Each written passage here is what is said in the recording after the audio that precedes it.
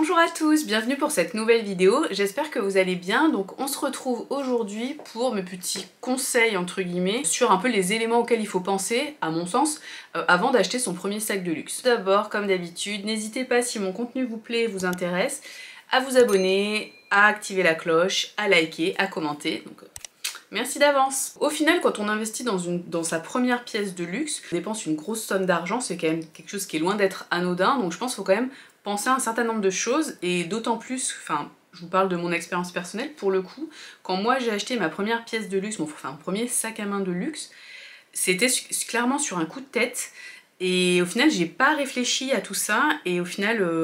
je regrette pas vraiment parce que j'aime beaucoup le sac, mais enfin même si je pense que je vais le vendre. Et j'ai adoré le sac, enfin j'ai flashé dessus donc je l'ai acheté, voilà, mais après, enfin, je dirais pas que c'est une erreur, mais j'aurais peut-être pu, enfin dû je sais pas, mais pu en tout cas prendre un peu plus de recul pour réfléchir à vraiment ce dont j'ai besoin et comment dire, ce qui me correspond, ce qui correspond à mon style de vie en fait, quel type de sac correspond à mon style de vie. En fait je trouve que c'est ça le plus important. Enfin, quand je dis style de vie, c'est à l'utilisation qu'on va avoir du sac.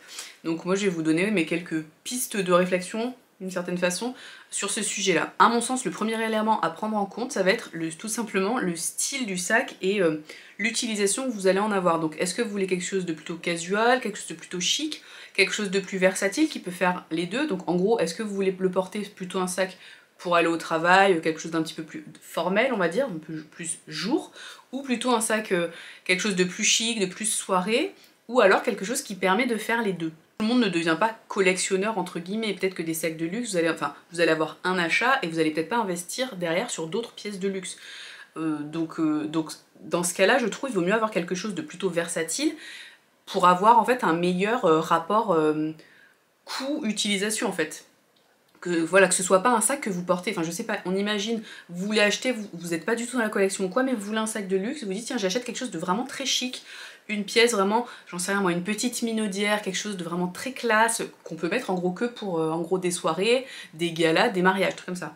Bon bah là je trouve, si le sac il compte on va dire 2000 €, c'est très bien, vous êtes trop content de vous l'avez dans votre collection, mais potentiellement, je veux dire des mariages, des galas, et trucs comme ça, ou même des sorties le soir, enfin je veux dire on sort pas non plus tous les soirs de la semaine, enfin personnellement il y a peut-être des gens qui sortent tous les soirs, mais vous voyez ce que je veux dire, en termes de coût-utilisation, le ratio va pas être top en fait, puisque bon bah c'est un sac qui, voilà, que vous pouvez utiliser assez peu souvent entre guillemets, donc je pense que ça faut l'avoir en tête. Après vous, voilà, si vraiment votre objectif c'est la petite minaudière pour aller en soirée, parce que vous avez quand même beaucoup de soirées, et que sur les sacs pour la journée, pour sortir faire du shopping ou quoi, vous avez pas envie d'avoir un sac de luxe, et ben foncez. Il n'y a pas du tout, là c'est vraiment ce que je vous dis, moi pour moi, c'est important, entre guillemets, de prendre en compte ce ratio coût-utilisation, pour me dire que j'ai pas un sac qui va traîner trop longtemps dans mon placard. Mais après, vraiment, c'est totalement subjectif. Un peu cet élément donc entre versatile, enfin est-ce que votre sac est versatile, est-ce que vous l'utilisez jour nuit et tout ça, ça va aussi influer sur forcément la matière du sac et la taille du sac. Alors pour ce qui est de la taille du sac, effectivement si vous prenez un cabas, un gros sac, de fait ça va pas trop faire soirée. Si votre sac objectif c'est le Neverfull par exemple de Vuitton, eh bah pourquoi pas, après vous savez que vous allez pouvoir l'utiliser pour aller au travail, pour aller en voyage, j'en sais rien moi, pour aller à la plage, enfin vous aurez plein d'utilisations, mais pour le soir tout de suite forcément ce sera moins pratique, mais c'est un choix, enfin, je veux dire, il n'y a pas du tout de jugement, enfin c'est juste, c'est quelque chose je pense qu'il faut avoir en tête. Seul élément sur lequel j'attire votre attention là-dessus, c'est que dans tous les cas, si votre objectif c'est d'avoir un seul sac de luxe ou peu de pièces, enfin, en tout cas pas une collection, vous pouvez changer de sac entre guillemets tous les jours ou toutes les semaines, il ne faut jamais utiliser son sac tous les jours. Si vous utilisez le même sac, mais même peu importe que ce soit un sac de luxe, un premium, un sac acheté à Carrefour, on s'en fout, peu importe. Mais c'est le sac en fait, si vous l'utilisez tous les jours, quelle que soit la qualité, ça peut être la meilleure qualité du monde, vous allez le flinguer. L'usure de fait, et plus vous utilisez quelque chose, plus il s'use. Donc dans tous les cas, il faut quand même avoir la possibilité de changer régulièrement pour ne pas trop abîmer les pièces et pour pouvoir les garder. Quand on achète un sac de luxe, c'est quand même très cher, donc on n'a pas envie de flinguer sa pièce parce qu'on l'a porté tous les jours pendant 2 ans et que voilà, elle finit par casser quoi. Également par rapport à la taille du sac, donc forcément le poids que ce sac peut avoir, donc forcément plus il est gros, plus il va être lourd, mais également selon la matière qu'il va avoir, ça peut changer le poids, et selon les éléments dont il est constitué. S'il a énormément de détails, j'en sais rien moi, en métal, de fait il va être lourd. Tous les sacs qui ont les clous en métal, ce genre de choses, c'est super lourd. Enfin, ça c'est ou des grosses chaînes métalliques, c'est très très joli. Par exemple, les Bottega Veneta là, qui ont la grosse chaîne comme ça, c'est hyper joli, mais c'est hyper lourd. Donc potentiellement, si vous voulez l'utiliser tous les jours pour aller en ville, etc., ça peut être un peu problématique parce que ce sera pas forcément pratique. Deuxième élément, bah, c'est un peu la suite, hein, ça c'est dans la continuité. Deuxième élément à prendre en compte, c'est forcément la matière. Est-ce que vous voulez un sac en cuir? Si c'est en cuir, quel type de cuir? Selon la durabilité que vous allez en faire et selon aussi votre capacité entre guillemets à prendre soin du sac et à faire attention en fait à ce qu'il s'abîme pas. Vous avez aussi la possibilité de prendre de la toile enduite qui sera plus solide. Après ce sera pas, peut-être on peut trouver ça moins chic. Là après c'est vraiment une histoire de goût. Mais si vous prenez une toile enduite, que ce soit chez Vuitton ou chez d'autres marques, c'est beaucoup plus solide forcément, mais c'est pas du tout le même rendu. Pour revenir au cuir, si vous prenez par exemple un cuir d'agneau, c'est ce qui va être, c'est peut-être le plus beau. Enfin, par exemple, les sacs Timeless de Chanel, c'est du, la plupart, ils vont être en cuir d'agneau, donc c'est magnifique. C'est le cuir lisse, très doux, très lumineux, c'est vraiment très très beau. Par contre, c'est connu pour être le plus fragile, donc il faut faire très attention. Ça craint beaucoup les rayures, etc. Donc ça demande plus d'attention que si vous prenez par exemple un cuir caviar ou de manière générale un cuir qui est grainé, qui a plus de structure, qui est embossé, donc c'est-à-dire qu'il y a une impression qui est faite sur le cuir. Artificielle, de fait cela ça va être plus résistant aux griffures, aux marques, aux chocs en fait. Donc là c'est vraiment un choix et pareil, et ça va dépendre un peu de ce que je disais avant, de votre utilisation. Si c'est pour le mettre très souvent ou si c'est pour le mettre uniquement pour quelques soirées, pour des mariages, pour des occasions. Donc je pense qu'il faut vraiment avoir ça en tête. Et moi c'est là où je me suis fait avoir. En fait le premier sac que j'ai acheté c'est un sac en daim. Donc je vous invite à aller voir ma vidéo, ma collection de sacs que j'ai sorti récemment. C'est le premier sac que je présente. Donc il est en daim camel, il est magnifique. C'est l'Antigona de Givenchy, l'Antigona ou le Pandora, je me trompe toujours entre les deux, un des deux. Il est magnifique et tout ça, mais il est en daim et juste, ça s'abîme super vite. Même en mettant les produits pour traiter le daim, pour imperméabiliser, pour éviter qu'il y ait trop de taches, ça s'abîme là, enfin, je veux dire, faut pas se leurrer. Le daim, dès qu'il y a un petit peu de frottement, mais même en faisant attention, en changeant les portées pour pas que ça frotte trop, ça frotte forcément sur le flanc ou sur la cuisse selon le porté que vous avez. Et voilà, et je veux dire, une fois que le cuir il est frotté, bon bah, de fait ça frotte, et en plus ça va, vu que c'est un cuir qui est beige, enfin, qui est marron quoi, marron clair, bah ça va un peu tacher. Derrière, on peut pas faire grand chose quoi, donc là faut faire hyper gaffe. Moi je me suis fait avoir, j'ai craqué parce que le sac il est hyper doux, il est trop beau, il est hyper agréable, enfin il est mou, enfin forcément il est pas très structuré vu que c'est du daim. Et au final, je me rends compte à l'usage, ou même derrière quand j'ai acheté mes autres sacs où il y avait eu un peu plus de réflexion, que c'est pas ce qui correspond à ce que moi je veux en fait de mes sacs. Ça matche pas en fait. Donc le daim plus le fait qu'il soit pas très structuré, moi je sais que c'est pas ce que j'aime. Donc voilà, faut juste le prendre en compte. Après si vous adorez le daim, si vous adorez les couleurs claires, bah go. Donc pareil évidemment, donc enfin toujours pareil, c'est la continuité de ce que je dis. La couleur du sac, pareil, si vous portez énormément de jeans couleur brute et que vous voulez un sac blanc en daim ou clair en daim, bon bah là faut se faire une raison, vous allez le flinguer super vite, mais après il peut être abîmé juste à l'arrière, ça vous dérange pas, vous voulez pas le revendre, vous en foutez. Tous les types de cuir pour le coup, si vous mettez beaucoup de jeans par exemple, bah vous avez le risque de tacher votre sac, enfin qu'il y ait des transferts de couleurs en fait avec les frottements quand vous le portez. Donc ça, faut le savoir. Faut en être conscient et après faut l'accepter. On va pas non plus le mettre dans une bulle là, voilà, enfin on va quand même l'utiliser, mais c'est juste faut se dire que bah on va un peu l'abîmer, c'est pas très grave. Ensuite, autre élément à prendre en compte selon moi, ça va être le type de portée que vous souhaitez avoir. Est-ce que vous souhaitez avoir une bandoulière? Est-ce que vous voulez pouvoir le mettre crossbody? Ou au contraire, est-ce que vous voulez pouvoir le porter main? Ou est-ce que vous voulez pouvoir faire tout ça? En gros, ça va un peu avec la versatilité du sac sur portée jour-nuit. Moi je sais que j'aime bien avoir des sacs là, typiquement comme le Alma Bébé, où j'ai à la fois les petites poignées que je peux porter donc juste à la main, ou éventuellement dans le creux du bras, et j'ai également une bandoulière, je peux le porter épaule ou croisée. Ça je trouve ça vachement bien. J'aime beaucoup en fait, bah déjà moi j'aime bien quand il y a une poignée, enfin j'aime bien pouvoir porter à la main, mais également bandoulière, enfin vraiment, je trouve que c'est hyper important. La plupart de mes sacs au final ils ont souvent double portée. Après c'est un choix, par exemple je sais que le Birkin de Hermès, on peut porter uniquement main ou creux du bras, enfin il n'y a pas du tout de bandoulière, il n'y a pas du tout de possibilité d'en rajouter. Je sais que non, enfin je le trouve très très beau mais ça me correspond pas du tout parce que bah, moi je sais que ça va me saouler en fait de l'avoir à la main, surtout que la plupart du temps je me trimballe un cabas, enfin par exemple pour aller au travail j'ai le cabas avec le PC et tout, plus un autre sac. Donc si mon sac à main on va dire qui contient pas le PC, il faut que je le porte à la main, c'est relou. Il y a certains sacs, effectivement, je porte à la main de temps en temps, Parce que c'est bien d'alterner aussi la façon de porter quand vous avez plusieurs possibilités, pour pas déformer le sac toujours de la même façon. Si vous le portez toujours crossbody du même côté, potentiellement au bout d'un moment il va prendre, si vous le mettez souvent, il va prendre un peu la forme et ça va se déformer, enfin de fait ça va se déformer. Donc c'est vrai que c'est important d'alterner tout ça pour pas trop abîmer. Mais non, moi quand même, globalement, crossbody, je trouve que c'est la vie quoi. Pareil au niveau des bandoulières, est-ce que vous voulez une bandoulière que vous pouvez enlever, une bandoulière amovible, puisque ça c'est pas le cas sur tous les sacs. Par exemple vous avez une bandoulière en cuir, mais pareil typiquement sur le Alma bébé, donc moi c'est une bandoulière en cuir rouge, enfin vraiment assortie au sac, mais qui est amovible, donc déjà bon je peux le porter main comme je l'ai déjà dit, mais si je veux par exemple changer de bandoulière pour lui donner un look plus moderne et mettre par exemple une bandoulière un peu épaisse, vous savez avec écrit Vuitton en gros ou quoi, enfin les bandoulières qui font un peu en tissu là, pourquoi pas, ou même si je veux mettre, pour lui donner un look encore plus chic, mettre une bandoulière chaîne par exemple, bah, j'ai la possibilité de le faire. Il y a quand même de nombreux sacs où les bandoulières ne sont pas amovibles, donc pareil ça faut y penser. Et également, est-ce que la bandoulière est réglable? Parce que si elle n'est pas amovible et qu'elle n'est pas réglable et que vous êtes petite ou grande et que le sac tombe à un endroit où c'est gênant pour vous, pas forcément gênant mais où vous trouvez ça pas très esthétique, bon bah potentiellement c'est quand même un peu dommage en fait vu le prix du sac, donc ça c'est quand même assez important. Autre élément, la praticité, donc avec ces éléments que je viens de citer, notamment la bandoulière, le porte-main, etc., etc. Mais également, est-ce que vous voulez que le sac ait des poches par exemple? Est-ce que vous voulez une poche extérieure? Je sais que je kiffe quand j'ai une poche extérieure. Vu que je prends quand même souvent les transports en commun, c'est quand même hyper pratique. Quand on a le bus qui arrive, on a juste à mettre la main dans la petite poche qui est derrière. J'ai pas besoin de tout ouvrir le sac pour sortir ma carte de bus. Ça, je trouve que c'est hyper important. Pareil, au niveau de l'intérieur du sac, est-ce que vous voulez qu'il y ait plusieurs compartiments, une poche zippée par exemple, ce genre de choses? Quand il y a trop de compartiments, on se dit tiens, ce sac est grand et tout ça, plein de compartiments, en fait, c'est pas très pratique.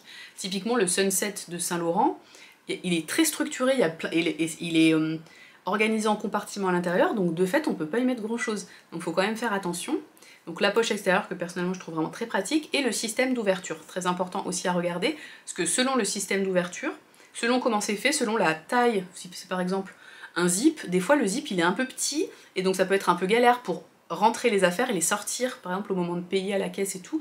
Si on a le truc est trop petit, on se galère pour fouiller dans le sac parce que le zip est petit, on n'arrive pas bien à ouvrir, enfin ça peut être super chiant. Ou pareil si c'est un rabat avec un système d'ouverture un peu particulier ou quoi, si vous avez la possibilité d'aller en magasin, franchement, vous prenez toutes les affaires que vous souhaitez mettre dans le sac que vous allez acheter ou que vous pensez acheter, et vous essayez. Moi, à chaque fois, je mets toutes mes affaires dans le sac, je le mets, je vois comment ça marche, j'essaye de sortir le truc, enfin vraiment, faut le tester comme si vous étiez dans votre vie de tous les jours pour voir si c'est pertinent pour vous, pour l'utilisation que vous allez avoir, pour votre mode de vie en fait.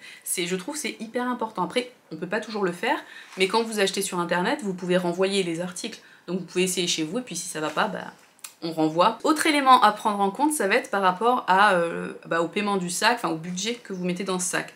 Donc est-ce que vous souhaitez faire un investissement, on va dire un peu sur du long terme, une pièce qui potentiellement va prendre de la valeur et qui à terme pourrait vous rapporter de l'argent dans quelques années si vous souhaitez le vendre, ou est-ce que ça c'est vraiment un truc où vous en foutez complètement et de toute façon votre sac vous savez que vous allez un peu l'abîmer parce que vous allez en avoir pas énormément et que peut-être que, vous n'êtes pas spécialement, comment dire, vous faites pas forcément super attention, vous avez pas envie de mettre votre sac dans une bulle et de faire hyper gaffe et de péter un plomb dès qu'il y a une micro-marque ou quoi. Donc en gros, est-ce que vous souhaitez avoir un sac qui pourrait être un investissement, ou plutôt un hit bag, donc les sacs du moment, où là ça pourrait, comment dire, être populaire sur une période de temps relativement courte, et donc ensuite un peu tomber dans les oubliettes entre guillemets, enfin tomber dans les oubliettes pour la mode, en tout cas pour le monde de la mode, mais vous, je veux dire, moi si j'achète un sac qui est aujourd'hui que j'adore, je sais pas, dans 2 ans, il est méga démodé, mais je l'adore toujours, je continue à le mettre, je m'en fous, enfin, je veux dire, on s'en fout, chacun, enfin, alors là, moi non plus, je suis pas du tout à suivre la mode, donc vraiment...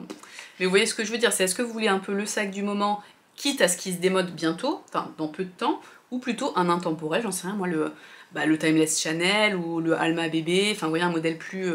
mais qui est forcément plus vu, ou quelque chose de plus confidentiel, enfin après ça c'est vraiment un choix. Il faut avoir en tête que c'est pas parce qu'on achète du luxe que notre sac c'est forcément un bon investissement, dans le sens où si je veux le revendre, mais ne serait-ce que 2 semaines après l'avoir acheté, où je retrouve mes billes. Il y a très peu de marques en fait où quand vous achetez votre sac, il ne perd pas de valeur, voire il en gagne. Gagner de la valeur, je pense qu'il n'y a que chez Hermès, où les pièces ultra rares de chez Chanel ou de chez Vuitton, les éditions très très limitées, les couleurs chez Chanel, certaines couleurs très spécifiques sur les modèles iconiques. Mais sinon, je veux dire, vous achetez un sac, j'en sais rien, moi chez Saint-Laurent, vous voulez le revendre demain, vous l'avez acheté, je dis n'importe quoi, 1005, vous le revendrez jamais 1005, vous le revendrez moins. Enfin, je veux dire, c'est pas... Je pense qu'il y a des gens qui pensent que c'est du luxe, donc c'est forcément bon investissement et limite on peut toujours se faire de l'argent sur ses achats. Non, pas du tout, c'est sur très peu de pièces. Également, moi, ce que je trouve important, c'est je vois beaucoup de personnes qui me disent moi mon objectif c'est d'acheter tel sac. Je sais qu'une fois sur Instagram il y a une abonnée qui est venue me parler pour me demander des conseils, je trouve ça trop cool d'ailleurs. Coucou si tu regardes la vidéo, qui me disait voilà moi mon sac de rêve c'était un Saint Laurent, je crois que c'était le sac de jour de Saint Laurent, voilà, mais bon là j'ai pas les moyens et tout ça, donc elle regardait en fait pour se prendre un sac chez Lancel, qui était quand même, je sais plus, mais au moins 500-600 €. Et donc je lui ai dit, bah alors le Lancel est très sympa, mais après si vraiment celui que tu veux c'est le Saint Laurent, attends, cagnotte, peut-être dans 1 an, 1 an et demi, 2 ans, je sais pas, pour pouvoir acheter le Saint Laurent qui te plaît vraiment, parce que là en gros sinon tu vas gaspiller entre guillemets potentiellement 600 balles chez Lancel, c'est une très belle maison et les sacs sont très jolis aussi. Après, voilà, c'est pas du luxe, c'est du premium, mais c'est surtout que le Saint Laurent, tu l'auras toujours en tête. Donc dans tous les cas, tu vas finir par l'acheter, et donc tu n'utiliseras potentiellement plus ton Lancel, et donc en fait c'est un peu, comment dire, c'est un peu reculer pour mieux sauter, parce que tu vas claquer un peu 600 balles pour rien, alors que c'était 600 balles que tu aurais pu mettre dans ta cagnotte pour le Saint Laurent. Vous voyez ce que je veux dire? Après chacun fait comme il veut, mais en gros c'est est-ce qu'on attend d'avoir le budget pour acheter son sac Gaulle, ou est-ce qu'on se contente entre guillemets d'un sac, on va dire un peu consommation rapide là, qu'on veut maintenant, parce que maintenant on a la somme d'argent pour acheter le sac qui est moins cher et qui est soit qui ressemble un peu au sac qu'on veut, soit enfin qui fait un peu substitut. Moi je trouve que c'est une mauvaise idée le truc du substitut, parce que dans tous les cas le sac qu'on voulait vraiment, on le voudra toujours. Donc autant attendre. Et un peu dans cette optique-là, vous avez aussi, est-ce que vous voulez acheter neuf, ou est-ce que ça vous dérange pas d'acheter d'occasion? Je sais qu'il y a des gens, l'occasion c'est non, ils ont trop peur de la contrefaçon, que ce soit abîmé, qu'ils aient des problèmes, j'en sais rien, ou juste ils veulent du neuf parce que ils veulent l'expérience boutique. C'est vrai que quand vous achetez en boutique, c'est vraiment super sympa. Vous allez dans les boutiques de luxe, c'est joli, enfin en général les magasins sont vraiment beaux, vous êtes bien accueillis, la plupart du temps les vendeurs sont adorables, on vous sert un verre, vous pouvez avoir du champagne, machin, enfin c'est vrai que c'est quand même sympa, vous pouvez voir d'autres pièces, vous pouvez essayer plein de trucs, enfin c'est vraiment sympa, je trouve que c'est vraiment quelque chose à faire. Si vous aimez le luxe, aller dans une boutique, faut pas du tout avoir peur, enfin moi je suis jamais tombée sur vraiment des vendeurs qui jugent ou quoi, enfin un peu chez Chanel à rue Cambon, là, la boutique phare, je trouve elles sont pas très sympas les vendeuses, mais toutes les boutiques que j'ai fait, notamment chez Vuitton, le Vuitton qui est vers Saint-Germain-des-Prés je crois à Paris, les vendeuses vraiment trop sympas, vraiment adorables, et j'ai trouvé qu'on était hyper à l'aise. Donc à l'époque j'avais pas de sac de luxe, enfin je me suis pas du tout sentie jugée ou quoi, enfin vraiment je trouve, si c'est des bons vendeurs, si c'est des bons commerciaux, il n'y aura aucun problème, donc n'hésitez pas. Si vous avez un sac Gaulle, vous avez commencé à cagnotter, bah là vous mettez des alertes sur tous les sites de seconde main, la Vide Dressing, Vestiaire Collective, Fifth Avenue, enfin tous les revendeurs luxe, etc. Vous mettez une alerte. Et voilà, bon après il faut être patient et faut un peu chercher, évidemment sur des sites fiables où voilà, vous savez que vous n'aurez pas une contrefaçon, mais globalement vous pouvez faire une très bonne affaire, donc ça peut être assez intéressant. Voilà un peu tout, mais conseil entre guillemets, c'est un peu un grand mot conseil, parce que j'ai pas la prétention de dire que je vous donne des conseils, enfin c'est un peu bizarre, mais bon voilà, les éléments auxquels il me semble important de penser quand on a envie d'acheter une pièce de luxe, pour ne pas se tromper. Le plus important c'est le kiff en fait, c'est juste de kiffer. Le luxe c'est pas quelque chose dont on a besoin, enfin de toute façon non, la maroquinerie clairement on n'en a pas besoin, c'est quelque chose dont on a envie, donc évidemment faut se faire plaisir, faut pas trop, comment dire, faut peut-être pas trop non plus réfléchir pendant 1000 ans, parce que surtout après on risque de louper ou de se prendre des augmentations de prix. Donc oui par contre quand vous cherchez certaines pièces, si vous voulez je sais pas du Chanel, vous avez le budget ou quoi, à un instant T, foncez. Parce que pour le coup, vous savez qu'un mois après, les prix vont augmenter, parce qu'ils augmentent quand même très souvent les prix. Ça vient d'augmenter la Chanel, et ça parle déjà d'une nouvelle augmentation en septembre. Hein. Donc, enfin, vous voyez ce que je veux dire. Sur certaines pièces, il faut être patient, parce que pour trouver la bonne occasion, si vous voulez, de la seconde main et tout. Par contre, sur d'autres pièces, surtout sur du neuf, ou sur des pièces très demandées, il faut être hyper réactif. Enfin, il y a les deux, ça dépend ce que vous cherchez. Mais bon, faut pas trop intellectualiser le truc, au final, c'est un kiff, c'est du plaisir. Le but c'est d'être content d'avoir son objet, c'est de kiffer avec, donc faut juste se faire plaisir. Tant que vous vous êtes pas mis dans le rouge pour acheter ce sac, vous kiffez. J'espère que cette vidéo vous a plu, n'hésitez pas à me dire vous quelles sont les choses vraiment pour vous importantes avant d'acheter un sac, enfin vraiment les éléments que vous regardez le plus avant de faire vos achats. On se retrouve bientôt pour une nouvelle vidéo, à bientôt, bye.